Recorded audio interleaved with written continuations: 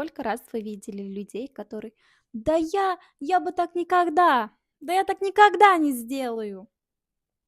Проходит время, и этот человек делает именно то, о чем говорил никогда. Признаюсь, я сама была тем человеком. Я кричала: "Никогда не буду встречаться с русским! Он никогда не поймет ни мою религию, ни мой язык. О чем мне с ним говорить?" Оказывается, есть о чем.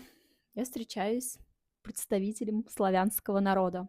Но когда я просто в сердце желаю себе добра, желаю не оказаться себе в этой ситуации, и оно и не случается.